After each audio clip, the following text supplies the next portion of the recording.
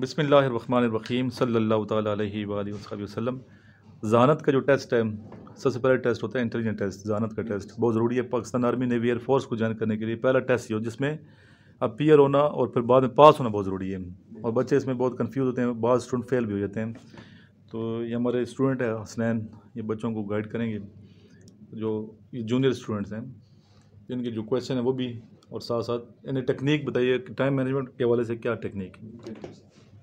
अच्छा स्टूडेंट्स, सबसे पहले आप लोग अपने आप को ये फोकस करें कि आप जो है पाकिस्तान आर्मी का टेस्ट देने जा रहे हैं। पाकिस्तान आर्मी का और कौन सा टेस्ट देने जा रहे हैं? इंटेलिजेंस का टेस्ट देने जा रहे हैं। ठीक है, तो इंटेलिजेंस के टेस्ट का मतलब है कि आपके अंदर इंटेलिजेंस होनी चाहिए, आप इंटेलिजेंट होने चाहिए।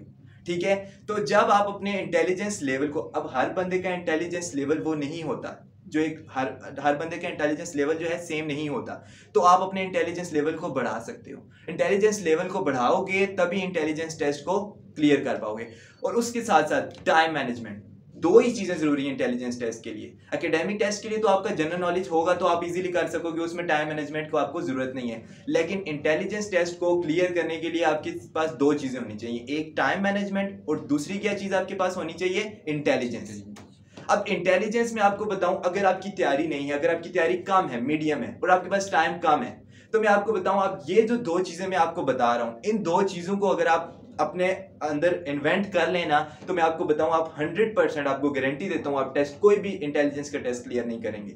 ठीक है, अब उसके लिए क्या चीज मैं आपको बता रहा था, जैसे जिस तरह से मैंने आपको गाइड किया। बच्चे, आप जब इंटेलिजेंस का टेस्ट देने जाते हो तो आपके पास टोटल एमसीक्यूज होते हैं 84। कितने एमसीक्यूज होते हैं? 84 एमसीक्यूज होते हैं।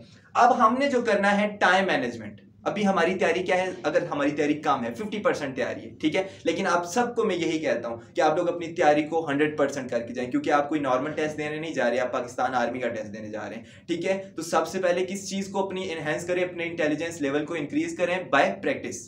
किस चीज से? प्रैक्टिस से और तैयारी से।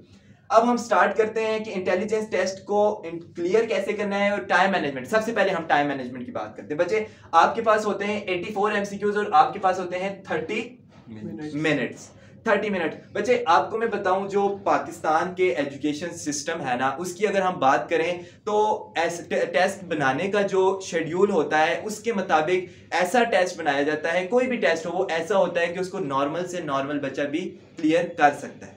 बहुत डाउन नहीं, नॉर्मल बच्चा क्लियर कर सकता है।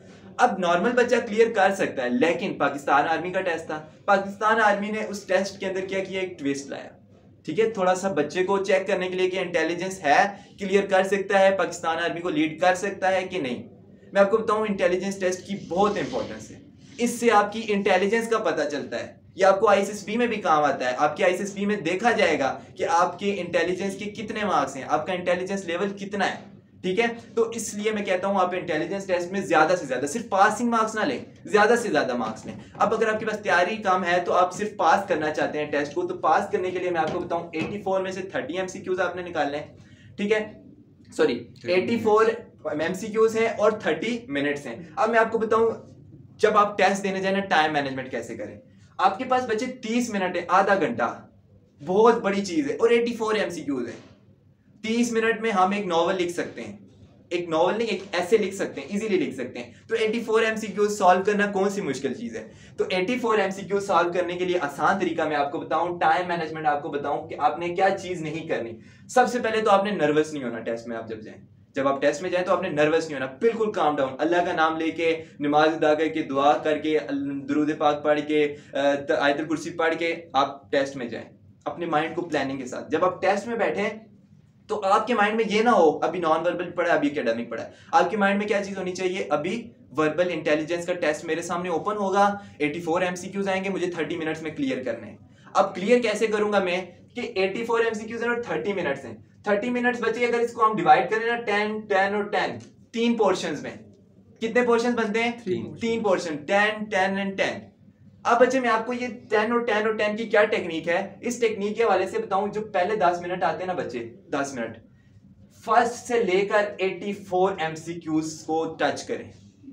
पहले से लेकर 84 एमसीक्यूज तक लाजमी जाएं, क्योंकि बच्चे मैं आपको बताऊं यहाँ पर 30% ऐसे एमसीक्यूज होते हैं, 30 to 35 ऐसे एमसीक्यूज होते हैं जो आप बगैर मतलब के दिमाग लड़ाई कर सकते हैं। आप देखेंगे, रीडिंग करेंगे, रीड आउट करेंगे, आपको उसका आंसर इजीली आप निकाल सकते हैं। 30 एमसीक्यूज का मिनिमम पे जाते हैं, अभी हम मिनिमम पे जाते हैं। 25 to 30 एमसीक्यूज कितने देखें, 25 to 30 एमसीक्यूज आप कर सकते हैं। वैसे जब आप 25 to 30 एमसीक्यूज आप कर जाएंगे ना, आपके माइंड में कोई कंफ्यूजन नहीं रहेगी यार आगे आसान क्वेश्चंस होंगे, पीछे आगे मुश्किल क्वेश्चंस होंगे। आपको पता है कि फर्स्ट से लेकर 84 तक कितने क्वेश्चंस हैं, ठीक है, पता है ना। अब उसके बाद देखें, अब आपके पास 10 मिनट, आप 10 मिनट का प्लान रखेंगे ना, आपके 12 मिनट लग जाएंगे, 12 से 13 मिनट लग जाएंगे, ठीक है, 12 से 13 मिनट लग जाएंगे। अब जब 12 से 13 मिनट लग जाएंगे तो आपको ये तो पता है ना कि आप आगे कोई आसान क्वेश्चन नहीं है, आपको पता है कि मुश्किल ही क्वेश्चन है।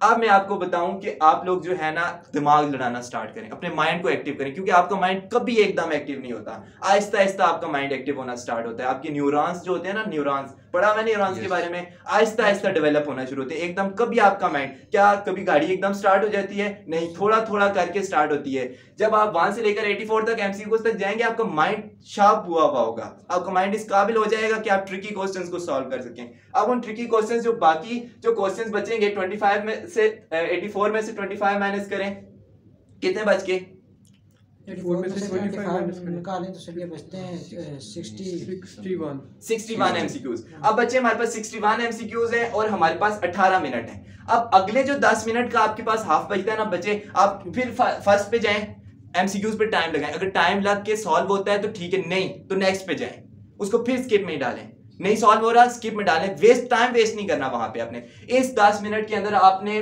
फर्स्ट से लेकर 84 एमसीक्यूज तक जितने इन 61 एमसीक्यूज में जो क्वेश्चन दिमाग लड़ा के सॉल्व करने हैं ना, आपको मैं बताऊं आप इस काबिल हो जाएंगे अगर आप तैयारी करें। आप तैयारी करने के बाद आपको मैं बताऊं 61 में से या 60 एमसीक्यूज में से आप 30 एमसीक्यूज होंगे जो दिमाग लड़ा के कर सकते हैं। कम कर लेते हैं, 25 कर लेते हैं, 25 कर सकते हैं। 25 एंड 25 कितने हो गए? 50 एमसीक्यूज हो गए। अब आपका माइंड और फ्रेश हो जाएगा कि मेरे 50 एमसीक्यूज, अब आप बिल्कुल काम डाउन होंगे, क्योंकि 84 में से अगर 50 की परसेंटेज निकालें ना 50 एमसीक्यूज की, तो 60 परसेंटेज आती है, 60 परसेंटेज आती है, आपका टेस्ट क्लियर। आप इतने काबिल हैं कि आपका टेस्ट क्लियर हो जाएगा। तो अगर हम बात करें बाकी जो एमसीक्यूज बचते हैं, आप बाकी जब आपके पास एमसीक्यूज बचेंगे, आपके पास टोटल 7 से 8 मिनट बचेंगे, ज्यादा कर लें 6 से 7 एमसीक्यूज, 6 से 7 मिनट बचेंगे। अब उन 6 से 7 मिनट में क्या करना है, मैं आपको नेक्स्ट वीडियो के अंदर तुक्के की टेक्निक बताऊंगा, क्योंकि अब आपको वही तो आ नहीं सकती, दिमाग लड़ा के भी कर लिया, अब हो तो रहा नहीं है कि अब टाइम वेस्ट तो नहीं कर सकते।